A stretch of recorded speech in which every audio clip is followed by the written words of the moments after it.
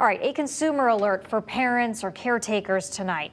With young ones at home or in daycare, the FDA is warning parents not to use powdered infant formulas manufactured at an Abbott plant that's been linked to bacterial contamination. The FDA says that 3 different brands could be impacted by this recall. Those are Similac, Alimentum, and Elecare.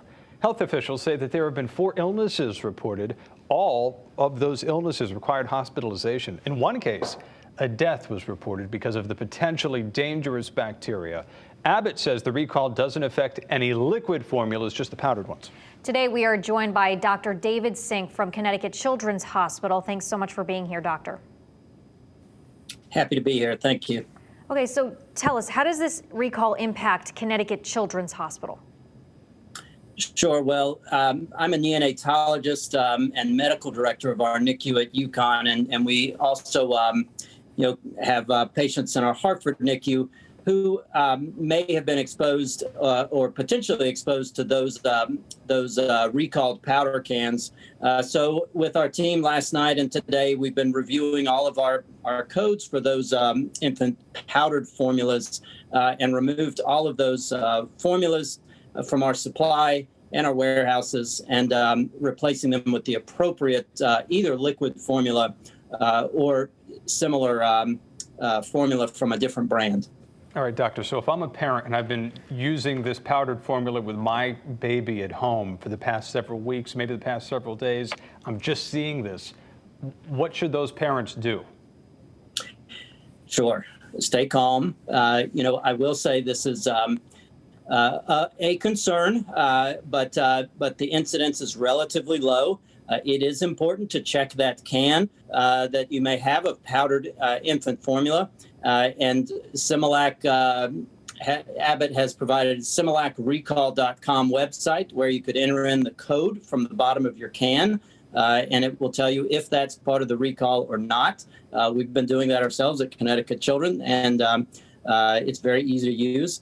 Now, if your baby has been taking that recalled powdered formula, it is important if you see that your baby is acting differently, if your baby is not feeding well, is having a fever, or just not very active, then you should call your pediatrician right away.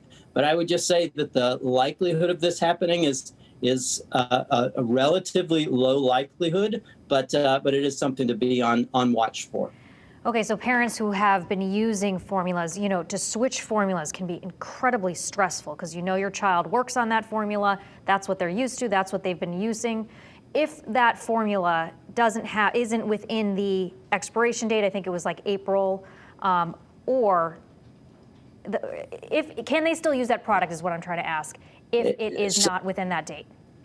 So what is important to remember is that some of these products are out there that were named in the recall by name, say Elecare, Alimentum, Similac Pro Advance. However, those cans may not necessarily be part of the recall.